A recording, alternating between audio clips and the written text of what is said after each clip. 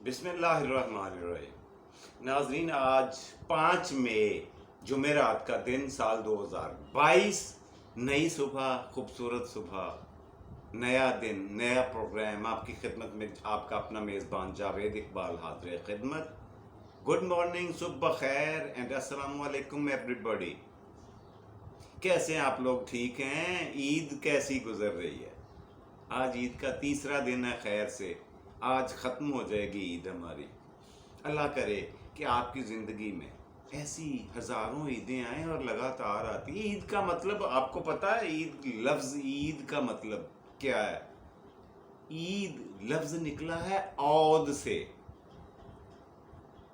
عود اس وقوعے کو کہتے ہیں، اس خوشگوار واقعے کو جو بار بار آتا ہو۔ ایسا خوشگوار واقعہ یا لمحہ یا تہوار جو بار بار آتا اسے عید کہا جاتا ہے۔ بہرحال یہ ایک سائیڈ کی بات ہو گئی ہے، ہم یہاں پہ ہمارا یہ ٹاپک نہیں ہے۔ ٹاپک ہے ہمارا تاریخ ہندوستان۔ جی، ہم نے اسی پہ جانا ہے اور اسی پہ بات کرنی ہے۔ ہم پہنچ چکے ہیں اس عہد میں جہاں پہ غلاموں کی خاندان غلامہ نے ہندوستان پر حکومت کی۔ یہ 84 سال کا عرصہ ہے، ہم اسے پچھلی کچھ قسطوں سے ڈسکس کر رہے ہیں۔ اور پھر اس خاندان میں غلاموں میں سے ٹوٹل 10 لوگوں نے دلی پر حکومت کی، یعنی ہندوستان پر حکومت کر گزرے، بادشاہی کی۔ ان میں سے 9 مرد اور 1 عورت تھی۔ یہ میں آپ کو پہلے بھی بتا چکا ہوں، اور عورت تھی رضیہ سلطانہ۔ زیادہ دیر نہیں، تقریباً 2 سال اور 6-7 مہینے اس نے حکومت کی ہے ہندوستان پر، پھر بیچاری یہ قتل ہو گئی اپنے ہی وزیروں سفیروں کے ہاتھوں، اپنے خاوند سمیت۔ خیر، یہ التمش کی بیوی تھی۔ التمش خود بھی غلام تھا، اور اس نے التمش کے بیوی، اس کے بیٹوں اور بچوں میں ابھی تک ہم گھوم رہے۔ یہ ٹوٹل حکومت ہوئی ہے 84 ایئرز، اور یہ 13ویں صدی کی بات ہے۔ 1206 سے شروع ہو کر 13ویں صدی کے آخر تک یہ ختم ہو جاتا ہے قصہ۔ اس سے آگے پھر اگلا دور حکومت آئے گا، لیکن ابھی ہم اس کو کمپلیٹ نہیں کر پائے۔ آج اسی پہ بات ہوگی کہ اس کے بیٹوں میں حکومت گھومتی رہی، سربراہی، بادشاہی پھرتی رہی، کبھی اس بیٹے کے پاس، کبھی اس بیٹے کے پاس، اور ایک بیٹی کے پاس بھی، التمش کے اولاد میں۔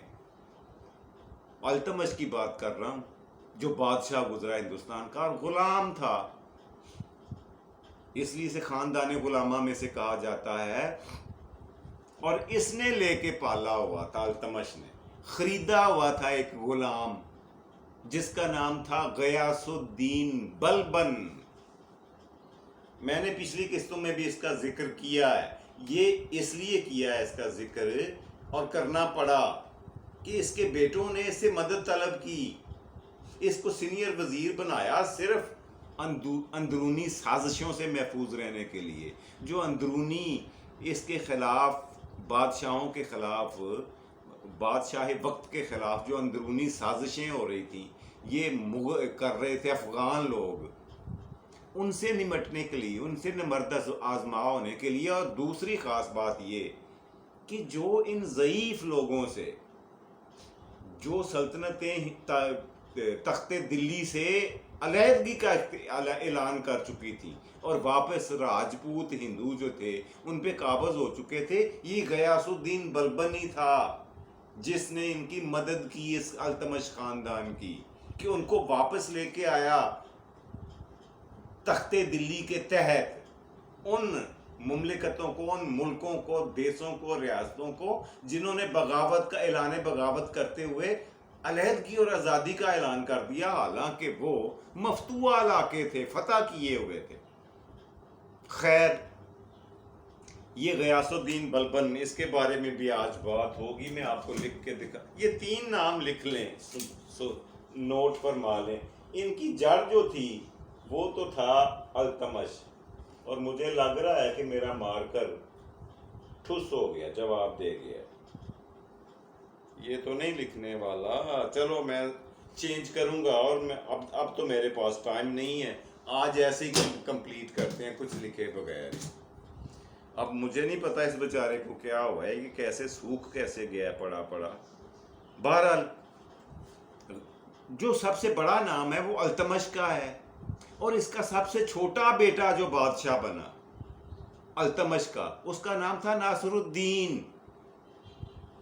اب ناصر الدین کے بارے میں آپ سے کچھ عرض کرنا چاہوں گا، کچھ اس کی باتیں اور کچھ اس کے بعد کون بادشاہ بنا، کیسے بنا، اور اس کے بارے میں۔ یہی ہمارا آج کا احاطہ ہوگا، یہی ہمارا آج کا سرکل ہوگا جس پہ ہم اپنے پروگرام کا خاتمہ کریں گے انشاءاللہ۔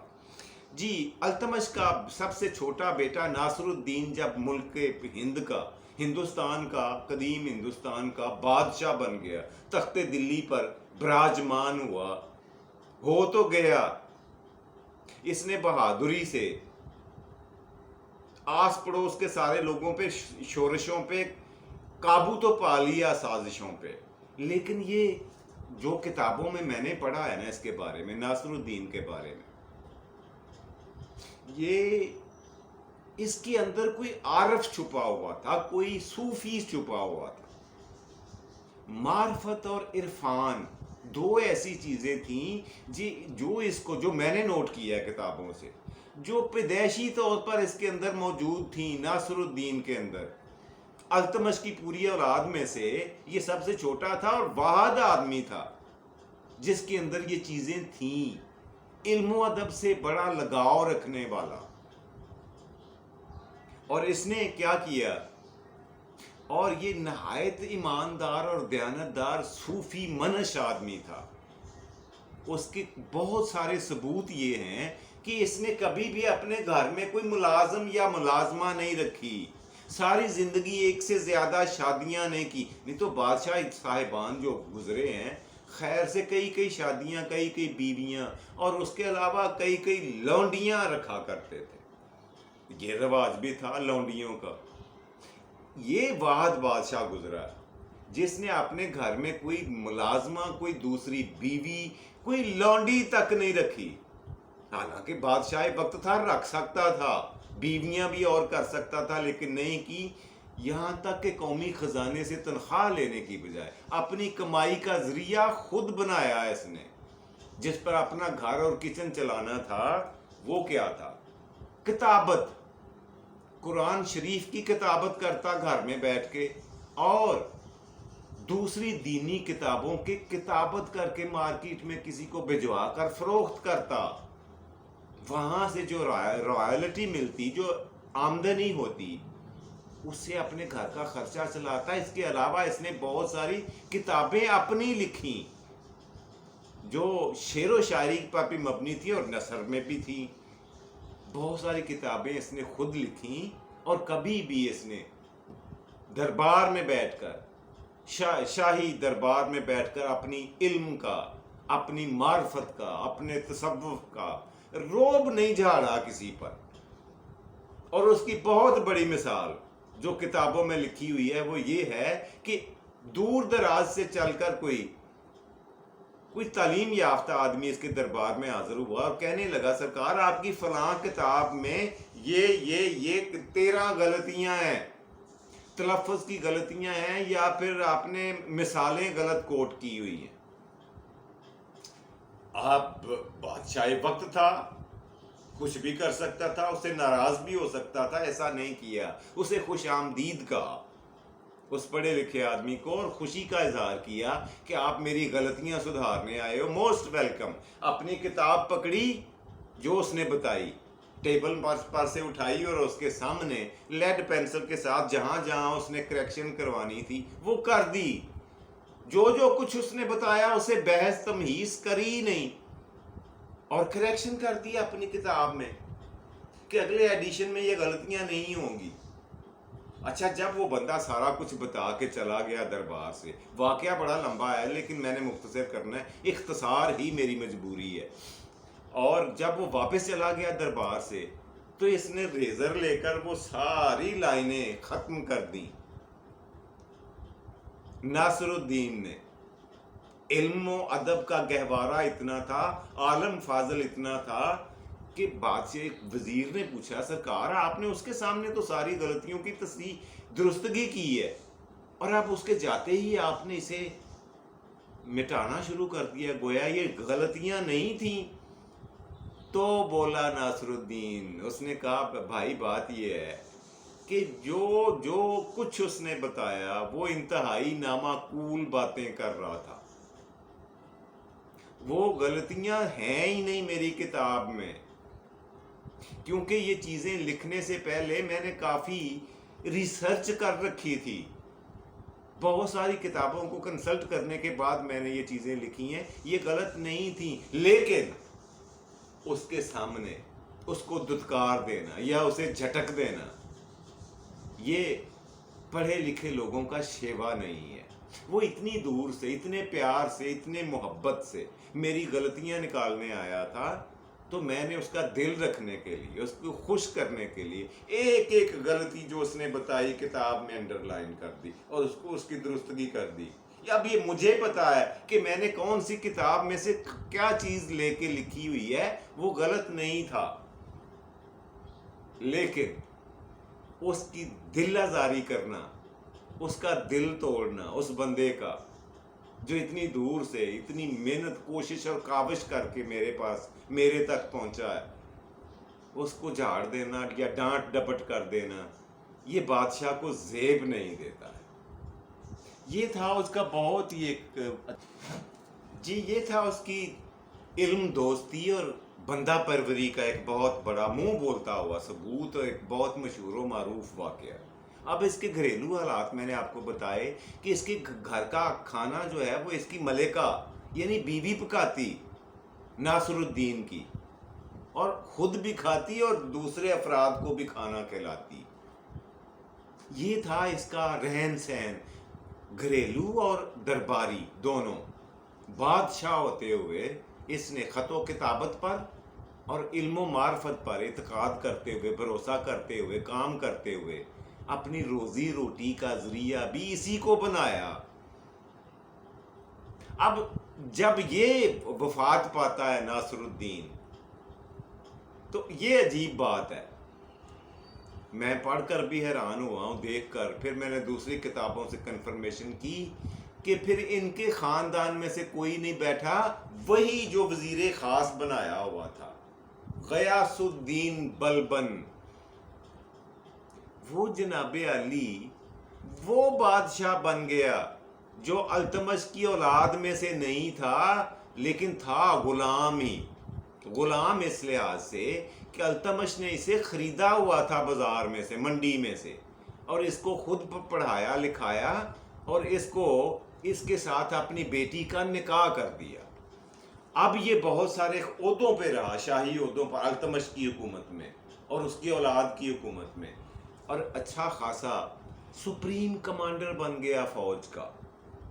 اور باقی اس میں کوئی شک نہیں ہے کہ اس نے کئی جنگوں میں کارہائے نمایاں سر انجام دی، اس میں کوئی شک نہیں، لیکن تخت حکومت پر یعنی بادشاہ کی گدی پر، تخت پر دعوے دار بن بیٹھنا، بلکہ بیٹھ جانا، پھر تخت و تاج کو اپنا لینا، یہ کچھ عجیب سی بات لگتی ہے۔ خیر اس طرح تو ہوتا ہے جی، اس طرح کے کاموں میں ہے نا، ہوتا ہے۔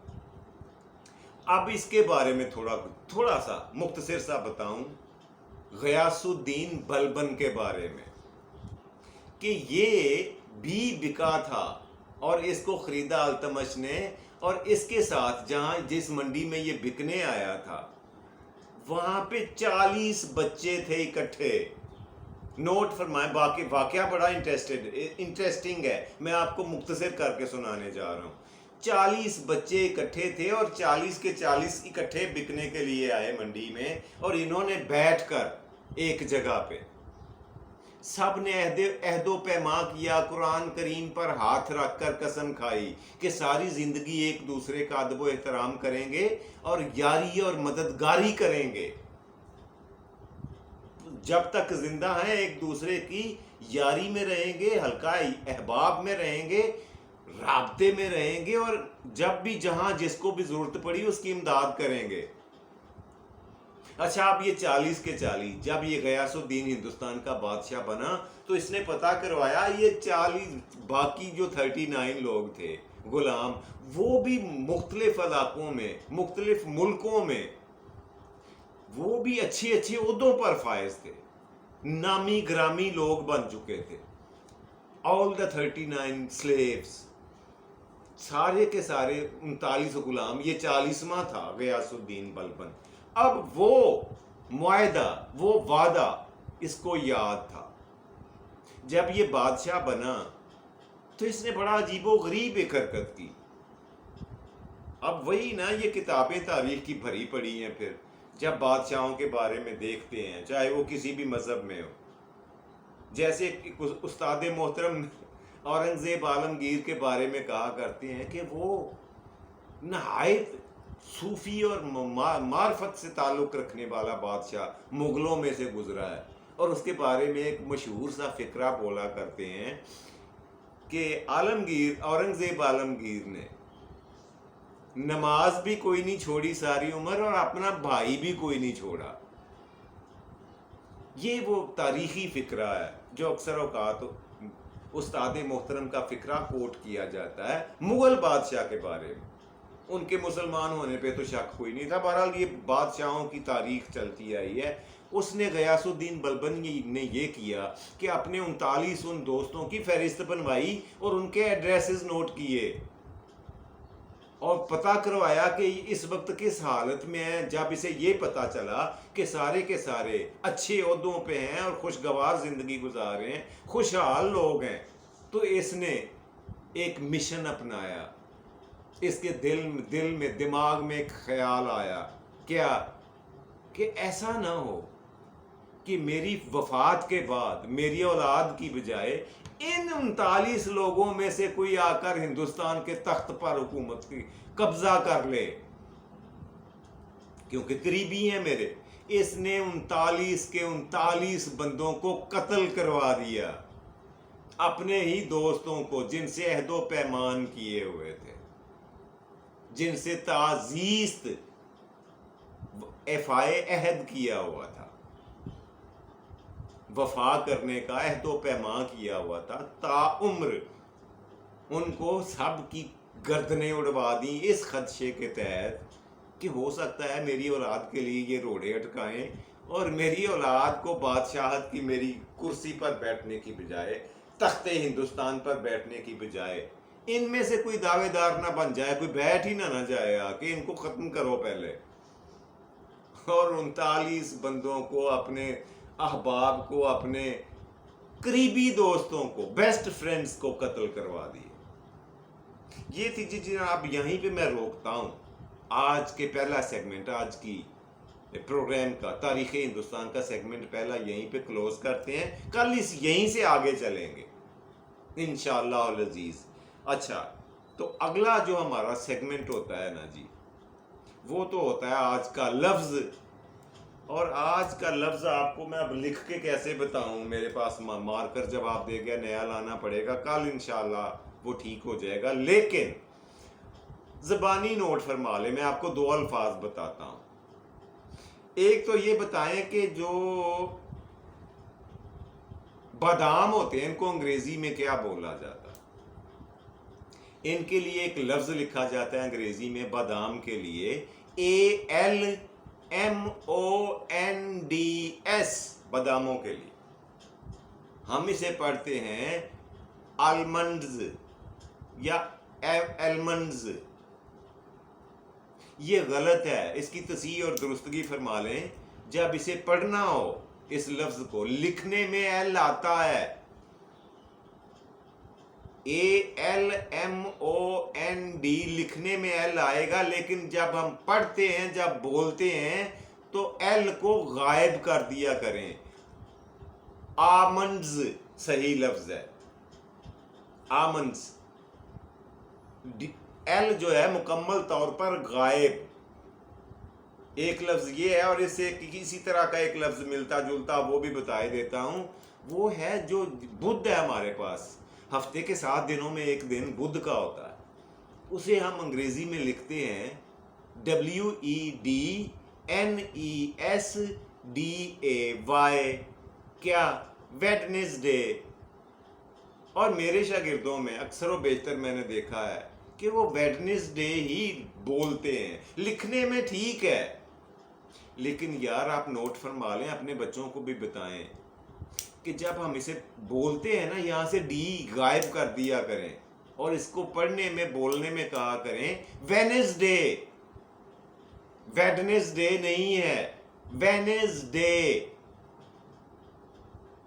وینسڈے کہا کریں اسے. جی یہ تھے آج کے 2 الفاظ جو میں آپ کی خدمت میں پیش کرنا چاہ رہا تھا.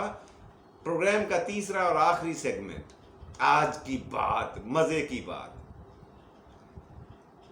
آج کی بات جو میں آپ سے کرنا چاہتا ہوں نا حضور والا، وہ یہ ہے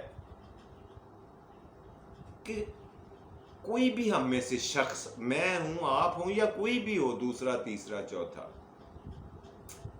اپنے آپ کو منفرد سمجھنا یا اپنی انفرادیت کو پہچاننا آپ کا حق ہے. آپ ایسا کر سکتے ہیں، کیا کریں. خود کو دوسروں سے منفرد سمجھ لیا کریں. مگر گزارش یہ ہے کہ یہ کام کرتے ہوئے دوسروں کو اپنے سے کم تر نہ سمجھا کریں. خود کو برتر سمجھ لینا اور دوسروں کو کم تر سمجھ لینا، یہ وہ حرکت ہے جو پہلے گمنڈ کی صورت میں سامنے آتی ہے، پھر غرور، اور آخر میں تکبر کی شکل اختیار کر جاتی ہے. اوائڈ کیا کریں. آپ اپنے آپ کو سیانہ، عقل مند اور جو مرضی سمجھیں، آپ کا حق ہے، لیکن دوسروں کو بے وقوف سمجھنا، یار یہ آپ کے سوچ کے خمار کے علاوہ اور کچھ بھی نہیں ہے. اور اس کی بگڑی ہوئی شکل گھمنڈ، غرور اور تکبر کے شکل میں سامنے آتی ہے. یہ ذہن میں رکھا کریں. جی یہی تھا آج کا پروگرام آپ کی خدمت میں پیش کیا. اپنے میزبان جاوید اقبال کو دیجیے اجازت. اللہ سبحانہ و تعالیٰ آپ کو آسانیاں عطا فرمائے اور آسانیاں تقسیم کرنے کی توفیق دے. اپنا اور اپنے پیاروں کا ڈھیر سارا خیال رکھا کریں. خدا حافظ. اور پاکستان زندہ باد.